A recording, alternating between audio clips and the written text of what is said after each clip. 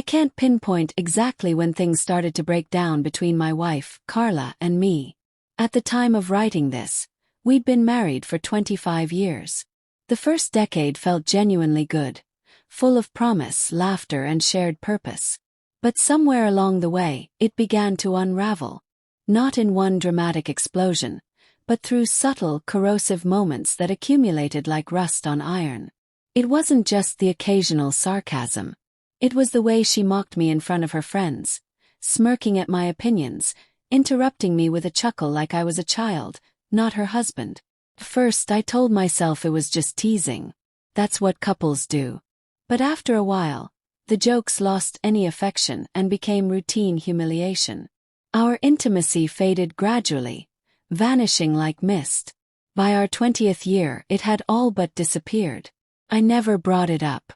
Carla had changed, not just emotionally but physically. Years of heavy drinking and chain smoking had taken their toll.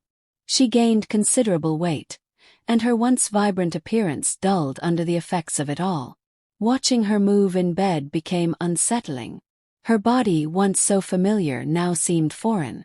Her belly shifted heavily as she turned over, rising like a wave before crashing down with a bounce. She'd begun to snore loudly and erratically, a sound that echoed through the house and robbed me of sleep. I mentioned it once. She exploded. Eventually, I moved into the guest room, quietly, without drama. I hate conflict. Odd, considering my job as a forensic accountant often involves confrontation. But after a long day of picking apart fraudulent financials and clashing with defense attorneys, the last thing I wanted was more tension at home. So I poured myself into work. 60-hour weeks, and then more time at home reviewing spreadsheets and court cases. When I wasn't working, I was coaching my son's soccer teams or exercising in the garage gym I'd spent over a decade building. It wasn't just about staying in shape. It was about creating a buffer, a way to avoid Carla's words, which by then had become a daily barrage of criticism. I was simply trying to preserve whatever shreds of self-respect I had left. When I turned 62, I retired. I'd always planned to. Heart disease ran in my family. Most of the men didn't live past 65. I wanted to enjoy whatever time I had left, not spend it buried in ledgers and courtrooms. But retirement only amplified the tension at home. My sons had gone off to college, and with no one left to play referee, the friction between Carla and me became unbearable. At first I tried to stay quiet, but eventually I started pushing back. What used to be minor snide remarks turned into full-blown arguments. I knew the fighting was pointless, but there was something about having all that silence broken by years of pent-up frustration. It came out fast and sharp. To escape, I started hiking. First it was weekend treks, then overnight stays. Eventually, I disappeared into the mountains for nearly a week at a time. I found peace out there among the trees and trails, solace in the quiet, where Carla's voice couldn't reach me. Still, there was a brief reprieve. In my second year of retirement, wanting to escape the brutal Northeast winters, I bought an apartment in Florida. Carla helped choose it, even enjoyed decorating the place. For a few weeks, things felt almost like they used to be. We laughed again. We planned to vacation there, maybe even retire fully to the sun. But those moments didn't last. A hurricane rolled through that fall, and I flew down ahead of Halloween to check on the damage. Our neighbor said the porch screens were gone. The community looked like a disaster zone. Thankfully, our unit only suffered window damage. Repairs took 2 weeks, and when I got back just before Thanksgiving, Carla was livid. Furious I'd gone without her. I tried to explain, logically, gently, but logic and Carla had long since divorced each other. We had hosted Thanksgiving for 12 years. It was our tradition. This time I didn't argue. I agreed to everything she wanted just to avoid the shouting. But that only seemed to enrage her more. That year, we had 28 guests packed into the house on a frigid day. Carla's drug-addicted nephew brought his oversized dog without warning, even though she knew I hated dogs.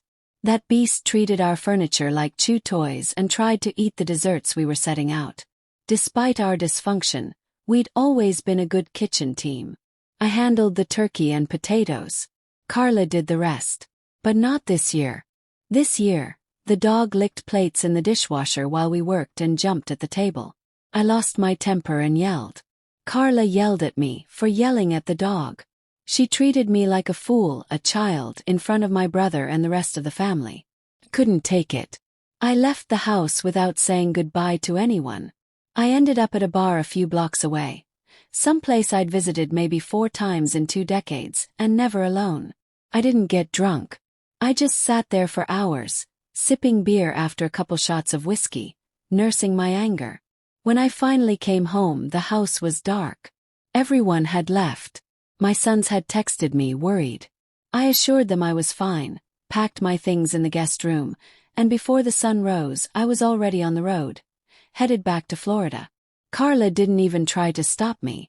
Maybe she tracked my phone. Maybe she didn't care. My sons texted me often, but not her. After 2 weeks in the sun, I began to feel human again. I texted her on December 23rd to say I'd be coming home for Christmas. Her response: "No, that's silly." I reminded her it was our home. That sparked another fight. Message after message blaming me for everything, including the Thanksgiving embarrassment. "You left," she wrote. "You can't just come and go as you please." "Fine," I replied. "If I'm not welcome, I want a divorce. We can sell the house." "Fine," she said. "And you can sell your damn apartment." The divorce was grueling.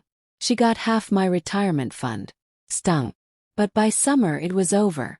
Carla had to sell the family home by July 31st. My apartment. Mine to keep. Then came the shock. 7 months later, Carla asked to visit me in Florida. For just a few days. She insisted she fly herself in and declined my offer to pick her up. When she arrived, we sat at the kitchen table, wine glasses in hand, silent. "What do you want, Carla?" She asked for more time to sell the house. Her car had broken down. Rent was too high. I agreed, until our youngest finished school. After that, the house expenses were hers alone. "Thanks," she muttered. "It'll still be cheaper than renting." She kept twirling her glass. I noticed her eyes glistening. Then she spoke. "I didn't fly here just to ask for an extension," she said. "I came to apologize." I nearly dropped my wine. It was the first time in 25 years she'd ever apologized to me. She broke down. Explained how her sister had confronted her over Christmas. Called her a fool. Told her she'd driven away the kind of man other women dreamed of marrying. She admitted she'd been seeing a therapist. The therapist helped her realize how she'd systematically torn me down to deal with her own insecurities. Her aging body, her fear of losing relevance, her jealousy of how other women admired me. She said her friends warned her I'd cheat once I retired. That they turned against me the moment I stopped fitting their fantasy of a docile, stay-at-home husband. Then she said the words that changed everything. "I cheated on you." She explained how, while I hiked the mountains, she went to a bar near home, craving attention. That attention became flirtation, which turned into 3 drunken one-night stands. She hated herself for it, and blamed me. That part didn't hit me as hard as I'd expected. Maybe because everything else she'd done hurt so much more. Or maybe I'd simply run out of anger. I asked her if there was anything else. Then came the final blow. "I have breast cancer," she whispered. "Stage 3. I'll lose the left one. Maybe both." She started to cry so hard she shook. I crossed the table, knelt beside her, and held her as she sobbed into my shoulder. Minutes earlier, I could barely look at her. Now I was comforting her like I used to long ago. She looked up, broken. "I need you. You've always been my rock, even when I tried to destroy you. I don't think I can face this alone." We sat for a long time on the couch after that. Carla lay her head in my lap and fell asleep almost instantly, tears still drying on her cheeks. And there I was, torn between years of pain and something deeper than pity. Not quite love. Not yet. But something undeniable. Something still alive.